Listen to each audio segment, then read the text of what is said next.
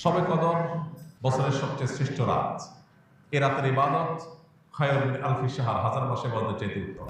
এই জন্য এ রাত জেগে আমরা ইবাদত করার চেষ্টা করব। কিন্তু ইবাদতের নির্দিষ্ট কোনো ফরম্যাট, নির্দিষ্ট কোনো পদ্ধতি কোরআন হাদিস শিখায় দেয়নি যে আপনাকে নামাজ পড়তে হবে এত রাকাত, প্রথম রাকাতে অমুক সূরার সাথে তমুক সূরা এতবার পড়তে হবে, দ্বিতীয় রাকাতে অমুক সূরার সাথে অমুক সূরা এতবার পড়তে হবে, এরকম কোনো ধরা বাঁধা নিয়ম বলে দেওয়া হয় নাই।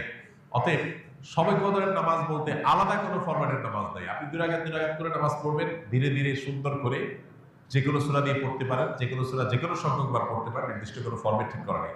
শবে কদর উপলক্ষে একটা জিনিস শুধুমাত্র হাদিসে শেখানো আছে, এটা হলো একটা দোয়া, আল্লাহুম্মা ইন্নাকা আফুউন তুহিব্বুল আফওয়া ফাআফু আন্নী। আল্লাহ আপনি ক্ষমাশীল, ক্ষমাকে পছন্দ করেন, আমাকে ক্ষমা করে দিন। এর বাইরে শবে কদরের নামাজ বলতে আলাদা নিয়মের কোনো নামাজ নাই। নামাজের বাইরে আপনি কোরআন তেলাওয়াত করবেন, দোয়া করবেন, জিকির আজকার করবেন, তাজবিদ